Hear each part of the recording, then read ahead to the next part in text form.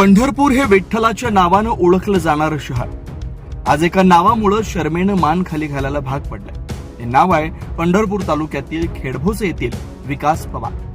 मुलगा की मुलगी या विकृत खेळात पैशासाठी एका 28 वर्षीय विवाहितेचा जीव घेणारा हा कथित पंढरपूर तालुक्यातील खेडभोसे येथील आरोपी विकास पवार. आणि त्याने कसा रचला मृत्यूचा कट पाहूया. वृषाली, वय अवघा 28 वर्ष.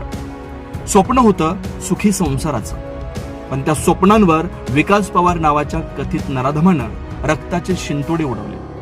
6 डिसेंबर रोजी वृषाली पंढरपुरात आली आणि इथंच तिची गाठ पडली कथित आरोपी विकास पवारशी. सोनोग्राफीच्या नावाखाली 20,000 रुपये उकळले गेले. कायदा धाब्यावर बसवून बेकायदेशीर लिंग निदान करण्यात आलं. गर्भात मुलगी असल्याचं समजताच खेळभोशातील विकास पवारनं दाखवला आपला खरा चेहरा. पैशांचा हव्यास आणि मुलीविरोधी विकृत मानसिकता विकास पवार स्वतः पुढे न येता एका बोलेरो चालकाच्या आणि एका अज्ञात महिलेच्या हातून गर्भपाताची औषधं पाठवतो. 11 डिसेंबर वृषालीला गोळ्या दिल्या जातात आणि इथून सुरू होतो मृत्यूचा खेळ. प्रचंड रक्तस्राव, असह्य वेदना, तडफडणारी वृषाली.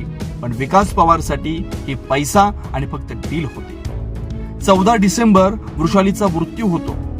हे निष्काळजीपणा नाही, हा अपघात नाही, ही आहे विकास पवारनं रचलेली हत्या. मुलगी नको या विकृत हट्टापायी एका चिमुकल्या बाळाचं आईचं छत्र कायमचं हिरावलं गेलं. या प्रकरणात सोलापूर जिल्हा बार्शी तालुक्यातील पोलिसांनी तपास सुरू केला. पोलीस उपअधीक्षक अशोक सायकर या संपूर्ण रॅकेटचा छडा लावतात. पण थेट प्रश्न असा आहे, विकास पवार एकटाच होता की यामागे मोठं रॅकेट आहे? पंढरपूर सारख्या पवित्र शहरात अशा नराधमांना अभय कोण देतं? नेते, पुढारी की प्रशासन? 20,000 रुपयांसाठी आईचा जीव घेणाऱ्या कथित आरोपी विकास पवारला कठोरात कठोर शिक्षा झालीच पाहिजे. ही केवळ अटक पुरेशी नाही, ही केस उदाहरण ठरली पाहिजे.